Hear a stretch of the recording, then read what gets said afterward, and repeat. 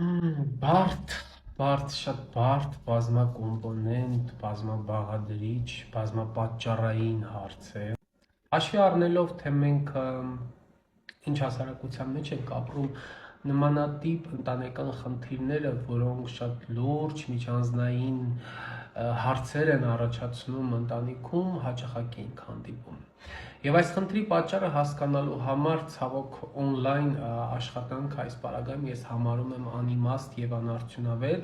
որովհետեւ շատերը նմանատիպ խնդիր ունենալուց եւ նմանաբնույթ հարցեր գրելուց անպայման շեշտում եւ այ խնդրում եմ չբարձրաձայնեք մեր անունը։ Իհարկե անուն չեմ բարձրաձայնում, ընդհանրապես ձեր հարցն եմ վերցանում, որովհետեւ հարցը բազմաթիվ անգամներ են հնչեցնում ֆիզիկապես, ես ի վիճակի չեմ այդ հարցի պատասխանը ամեն անգամ նույն բանը գրել, այդ իսկ պատճառով ես վիդեո տարբերակով կպատասխանեմ, որպեսզի բոլոր այն մարդիկ, ովքեր ունեն նմանատիպ խնդիրներ, նույնպես լինեն տեղեկացված։ Որպես կանոն նմանատիպ խնդիրներ ունեցող մարդիկ շատ դժվարությամբ են դիմում բժշկի, առավել ևս սեքսոլոգի, եւ հաշվի առնելով, թե մենք ինչ երկրում ենք ապրում, ինչ ադատներ, ավանդույթներ կան, միայն այն, որ սենյակի դռան վրա գրված է սեքսոլոգ, արդեն մարդիկ ամաչում են դիմել այդ մասնագետին, եւ ցավոք սրտի այս խնդրով դիմում են ուրիշ մասնագետներ, օրինակ գինեկոլոգների, հոգեբանների։ Ամեն մարդ իր գործը եւ աշխատանքը եւ մասնագիտությունը ունի, սա իհարկե հոգեբանական հարցեր ստեղ շատ են եւ շատ պացիենտներին անհանգստացում են հարցի մա հոգեբանի դիմեմ թե սեքսոլոգի դիմեմ։ Խնդիրը եթե սեռական բնույթ է կրում, եթե բացակայում է սեռական ցանկությունը,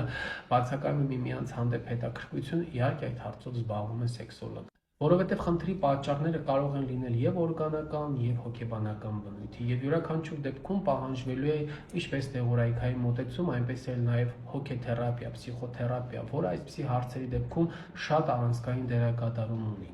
Եվ այս պարագայում անհրաժեշտ է զույգերից յուրաքանչյուրի հետ առանձին զրույց անցկացնել, այնուհետ հասկանալով, որ արդեն ժամանակն է զրույց անցկացնել երեքով։ Այստեղ շատ կարևոր է անկեղծությունը, շատ կարևոր դեր ենք մենք տալիս անկեղծությանը, որտեղ իրականում ես նմանատիպ դեպքերի հետ աշխատելուց հաճախ ինչ եմ տեսնում, որ իմ մոտ ուրիշ բան են առանձին խոսում, երբ որ միասին են ուրիշ բան են խոսում, այսինքն սա նշանակում է, որ մարդիկ իրար հետ անկեղծ չեն։ Եվ իմ խորհուրդն է այս պարագայում անպայման դիմել սեքսոլոգի եւ անցնել դերևս խորհրդատվություն, եթե մասնագետը կարծիք հայտնի, որ անհրաժեշտ է